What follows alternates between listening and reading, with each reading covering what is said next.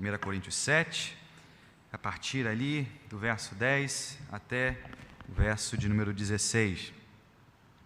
Ora, aos casados ordeno não eu, mas o Senhor, que a mulher não se separe do marido. Se, porém, ela vier separar-se, que não se case ou que se reconcilie com seu marido, e que o marido não se aparte de sua mulher. Aos mais digo eu, não o Senhor: se algum irmão tem mulher incrédula e esta consente em morar com ele, não a abandone.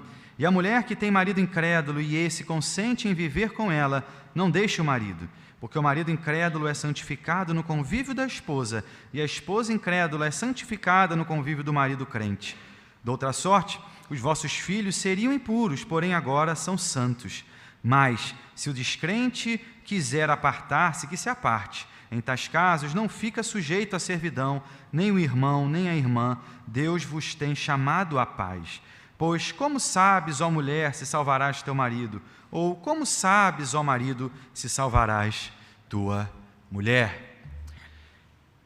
Querido Deus, obrigado, porque aqui já cantamos louvores a Ti, já ofertamos, já trouxemos, Deus, a Ti os nossos dízimos, já nos confessamos, e agora, Deus, estamos aqui prontos, desejosos, Deus, de ouvir a Tua voz através da Tua palavra, Pai.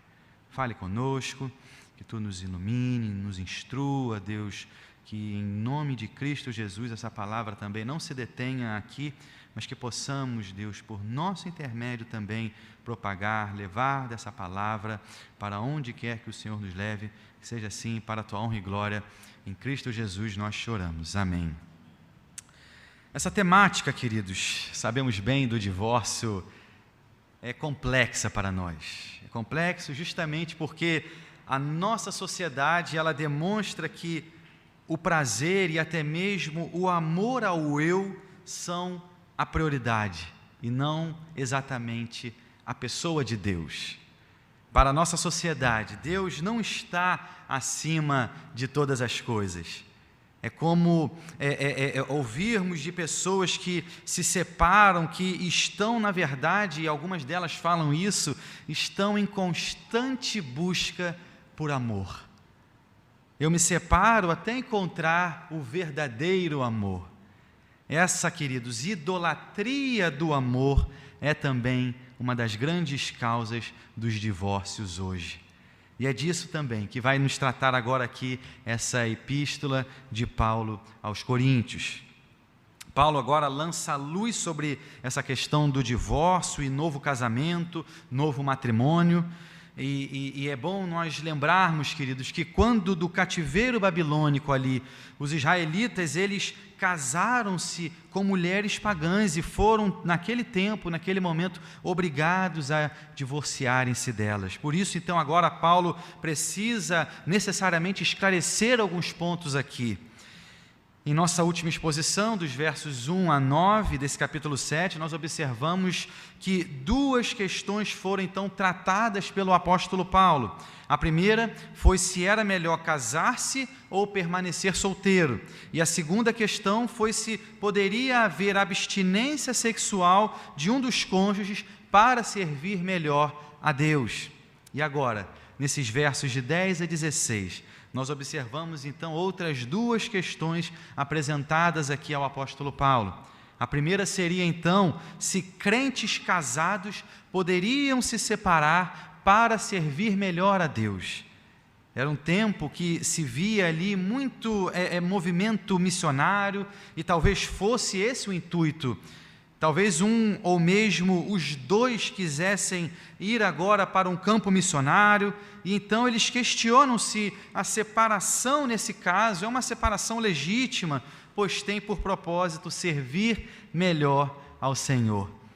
E já a segunda questão é: sou casado com uma pessoa descrente, eu posso por conta disso então me separar para me consagrar mais a Deus? Para servir melhor a Deus, então eu posso agora me separar?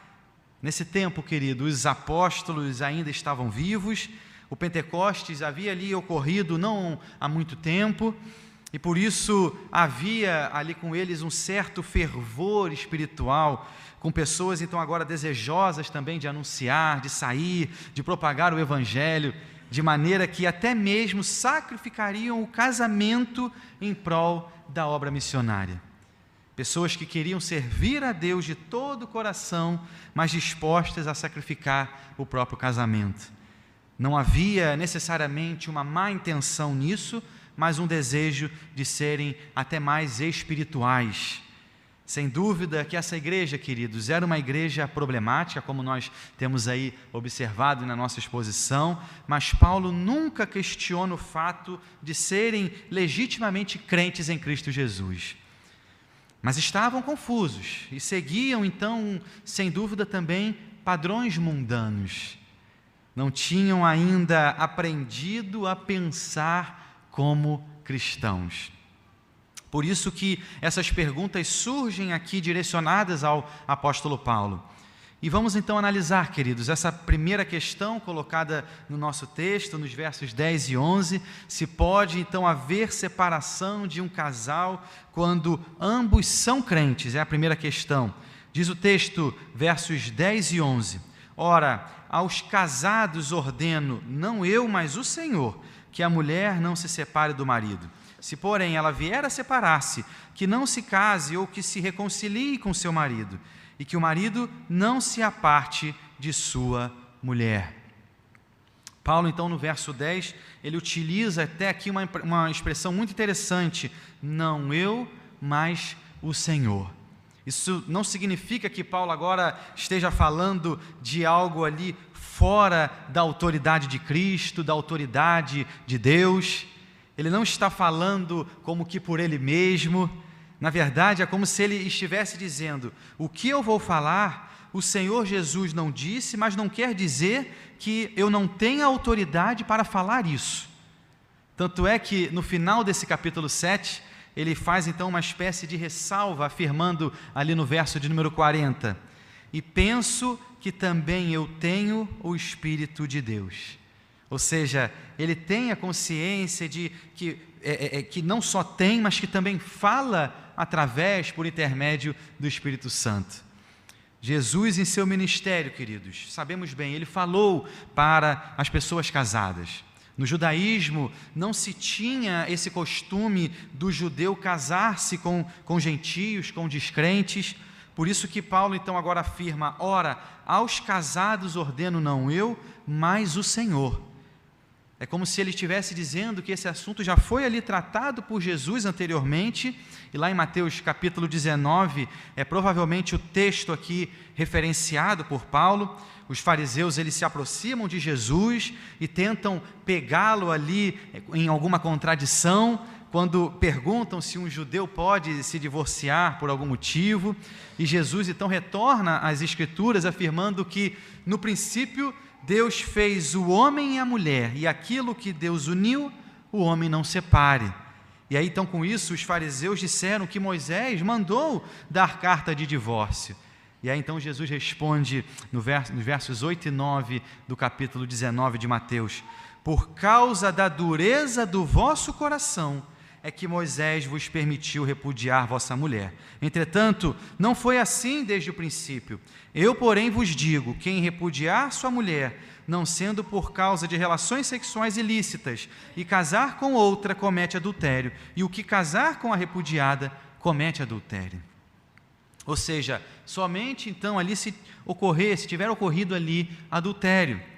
Se não tiver adultério, o indivíduo se separar da mulher e casar-se novamente, ele incorrerá no pecado de adultério. Por isso que Paulo, então, agora abre essa parte, fazendo referência àquilo que Jesus havia falado sobre esse assunto, que não era para se separar, a não ser que se tivesse ocorrido ali adultério por um dos cônjuges, e mesmo assim, é claro, sabemos bem, isso não obriga o divórcio, apenas abre uma possibilidade.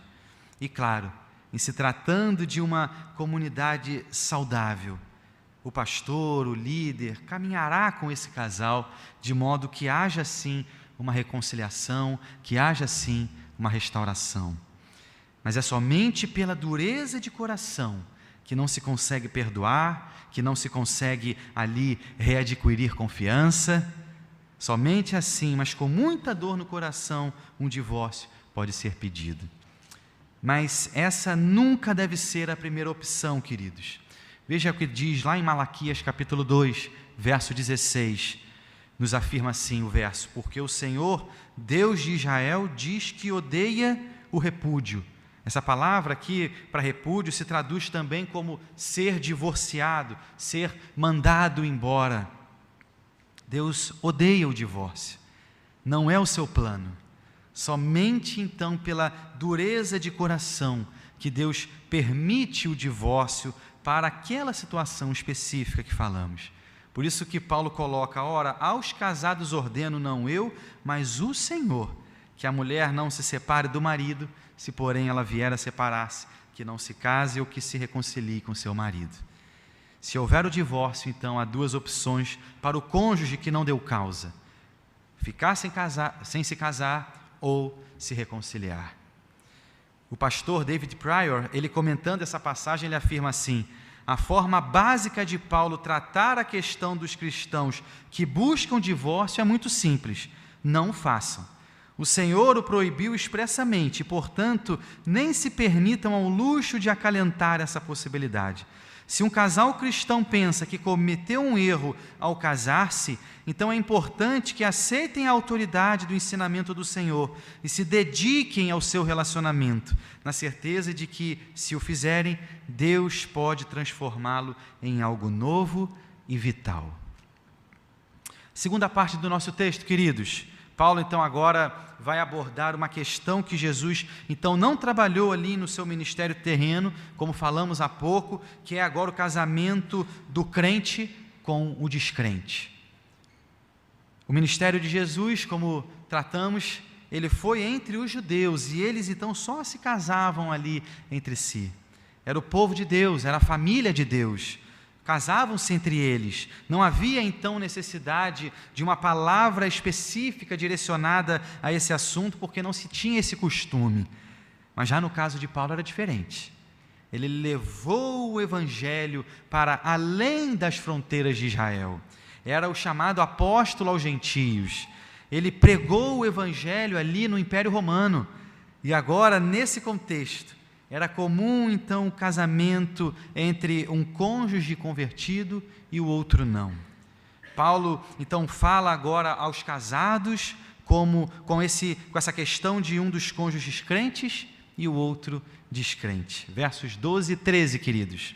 Diz o nosso texto: aos mais digo eu, não o Senhor, se algum irmão tem mulher incrédula e essa consente em morar com ele, não a abandone.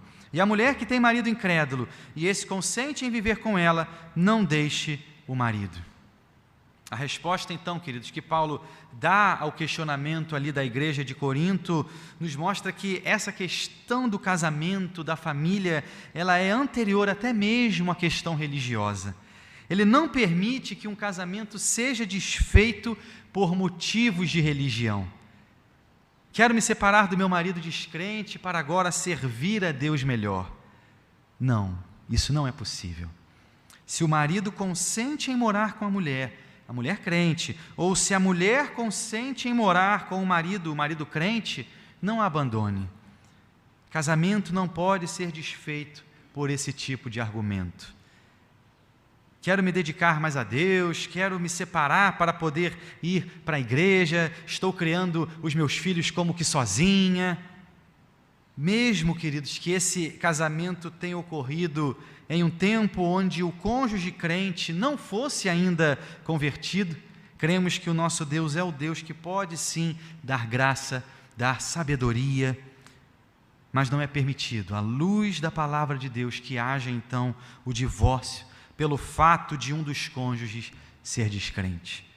Sabemos também que há casos de pessoas que não são crentes, mas que não colocam dificuldades para que aquele cônjuge crente exercite a sua fé, sua adoração, a sua comunhão com o Senhor, o seu cristianismo. E Paulo, por conta disso, então, vai trazer agora alguns argumentos nesse sentido. Ele coloca pelo menos duas razões para o crente não se separar de um cônjuge descrente. O primeiro argumento é quanto à santificação do descrente. Verso 14. Porque o marido incrédulo é santificado no convívio da esposa, e a esposa incrédula é santificada no convívio do marido crente. Essa palavra, queridos, utilizada aqui para santificado, não quer dizer que esse marido, sem ter passado pelo processo de regeneração, será agora santificado para Deus, ou seja, experimentará a santificação, tornando-se lavado, restaurado pelo Senhor. Sabemos que esse processo de santificação só virá depois de uma conversão sincera. Quem não é convertido, nascido de novo, não poderá experimentar a santificação, que é então esse processo gradual, quando o crente agora mortifica o pecado e busca tornar-se mais semelhante a Jesus. Mas é, na verdade, um processo que dura, sabemos bem, a vida toda. Por isso, Paulo, então, utiliza essa palavra santificado como um sinônimo de separado. Um exemplo do sentido dessa palavra aqui é o que ocorreu lá em Gênesis, com Potifar, quando José trabalhou em sua casa como escravo. Diz o texto, em Gênesis 39, verso 5, e desde que o fizera mordomo de sua casa, e sobre tudo o que tinha, o Senhor abençoou a casa do egípcio por amor de José. A bênção do Senhor estava sobre tudo o que tinha, tanto em casa como no campo. Potifar não era crente, mas ele acabou por ser separado dos demais egípcios por conta da presença do crente José. Deus abençoou Potifar e toda a casa ali de Potifar por conta do crente José. É nesse sentido então que Paulo agora aqui escreve. O marido descrente, ele é abençoado, distinguido, separado por conta da presença da mulher crente. Ele vai, sem dúvida, aproveitar também das bênçãos que Deus derramará sobre aquela esposa, sobre aquele marido. Por isso que Paulo não recomenda que essa mulher crente deixe o marido descrente, porque ele será abençoado pela sua presença. E o segundo argumento de Paulo é para que não se separe por conta dos filhos. Veja o final do verso 14, queridos. Doutra sorte, os vossos filhos seriam impuros, porém agora são santos. Ou seja, a bênção de Deus sobre a família, por conta daquele pai, daquela mãe crente, se estende também aos filhos. Esse filho, ele vai agora usufruir das bênçãos derramadas sobre aquele lar, sobre aquela casa. Sabemos que esse filho de crente, ele precisa também se converter para ser alguém santificado, no sentido, como falamos, dessa caminhada da santificação, mas mesmo que ele não se converta, ele receberá bênçãos, pois foi alvo, por exemplo, de orações em seu favor, do cuidado de Deus sobre a vida sua e da sua mãe, do seu pai, ouviu a palavra de Deus na sua casa. É um privilégio, queridos, nascer em um lar onde pelo menos um dos cônjuges é crente, porque assim ele vai crescer desde cedo, conhecendo sobre Deus, conhecendo sobre a obra de Cristo. Por isso que Paulo diz que é para que não se separe, mas pense também no seu filho. Ele está sendo abençoado, ele está recebendo de alguma forma as bênçãos derramadas de Deus sobre a família. E a terceira situação, queridos, colocada aqui por Paulo, é o caso do descrente querer então se separar. São casos em que esse cônjuge descrente não aceita a religião do outro. Eles argumentam: quando nós nos casamos, você tinha outra religião. Aliás, éramos até da mesma religião. Íamos juntos ao nosso templo, no caso aqui de 1 Coríntios, ao templo de Afrodite, era a nossa divindade, oferecíamos a ela sacrifícios juntos. Como assim agora você não faz mais parte da religião que eu tenho? Esse cônjuge pode ainda se utilizar até de outros argumentos. Nós tínhamos nossos amigos dentro ali da nossa religião, e agora que você segue essa seita aí, perdemos os nossos amigos, não quero participar disso com você, vou embora. A situação, queridos, é justamente essa, do chamado abandono obstinado. Verso 15, veja comigo. Mas, se o descrente quiser apartar-se, que se aparte. É por iniciativa deles, queridos, do cônjuge descrente e não do crente. Nesse caso, então, quando se trata desse chamado abandono irremediável, Paulo então diz que se separe. Verso 15 continua: em tais casos, não fica sujeito à servidão, nem o irmão, nem a irmã, Deus vos tem chamado à paz. Essa expressão aqui, queridos, sujeito à servidão, ela tem sido discutida, mas caminhamos aqui no sentido de que o apóstolo nos fala sobre uma situação insustentável para aquele crente que ficou. A situação de ser casado com alguém descrente que não lhe quer, que não deseja mais permanecer casado por conta da sua fé, por causa de Cristo. Nessa hipótese, Paulo afirma: deixe ir. E o cônjuge crente pode até pensar: não, mas eu ainda posso ganhá-lo para Cristo. Não, eu não vou dar o divórcio que ele tanto quer. Quem sabe eu ainda consiga ganhá-lo? Veja o que diz o verso 16, queridos. Pois como sabes, ó mulher, se salvarás teu marido? Ou como sabes, ó marido, se salvarás tua mulher? Alguns acabam, queridos, por viver uma relação muito difícil com o cônjuge que está ali desejoso de separar-se, mas acabam insistindo, afirmando: quem sabe eu não consigo levar então meu marido, a minha esposa, para Cristo. Não somos capazes, queridos, de converter ninguém. Isso é obra do Senhor. Por isso que Paulo agora rebate questionando: como você sabe se vai salvar seu marido ou vai salvar a sua esposa? Esse é um fato tipicamente da soberania de Deus. O cônjuge descrente aqui nesse caso não quer ficar e até, na verdade, já abandonou o lar. Em alguns casos, e aqui também nós podemos enquadrar essa questão, inclusive a questão da violência doméstica. Alguns comentaristas até usam essa expressão como que uma separação de corpo presente. O marido está em casa, não se separou de forma corpórea, mas pratica violência contra a mulher. Deixe ir embora, afirma o apóstolo Paulo. Chegamos à nossa conclusão, queridos. Não se espante se você aqui, quem sabe, se enquadrou em algumas dessas situações descritas por Paulo. Grande parte de nós vive, ou já viveu, ou já conviveu com situações assim semelhantes. Dois pecadores morando ali sobre o mesmo teto, vão ocorrer brigas, discussões, mágoas, um vai dormir aborrecido com o outro, mas o divórcio, queridos, deve ser a última coisa a se considerar. Não há na Bíblia a liberação, por exemplo, para o divórcio por incompatibilidade de gênios.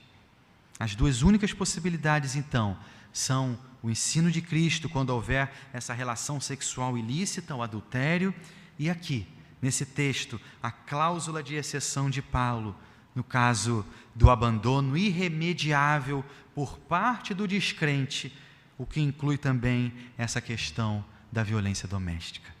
Por isso, minha palavra aqui é no sentido de que se você tem vivido alguma situação difícil, complicada, tensa no seu lar, não deixe chegar a esse ponto, mas peça ajuda. Procure a ajuda da sua liderança, do seu grupo pequeno, aqui também da igreja, dos nossos pastores, mas não se conforme se o seu casamento caminha nesse rumo. E além disso, claro, ore por sua casa, ore por sua família, pelo seu lar, pelo seu casamento, mas ore mesmo, diariamente, dobrando os seus joelhos ao Senhor. E é isso que vamos fazer agora, queridos. Vamos orar ao nosso Deus.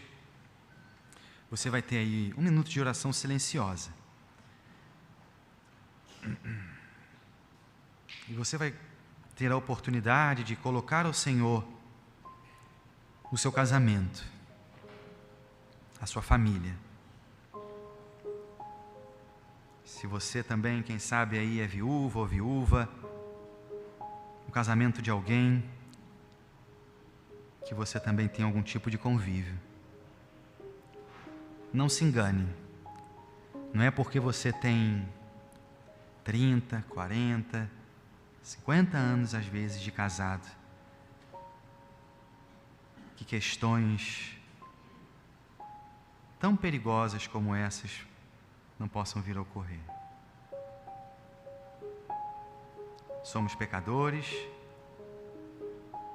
somos tão falhos e carecemos sim desse olhar de graça, de misericórdia do nosso Deus sobre as nossas casas, sobre os nossos lares, sobre as nossas famílias.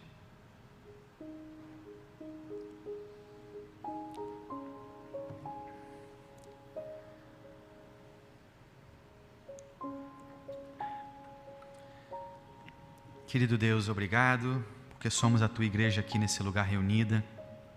Obrigado, Pai, por essa palavra que nos chega de maneira tão especial, tão significativa, num tempo onde temos visto se avolumar o número de separações, de divórcios. Estatísticas alarmantes nos mostram que tem crescido esse número pela dureza de coração, por conta de darmos por vezes as costas para o Senhor. Casais têm caminhado nesse sentido.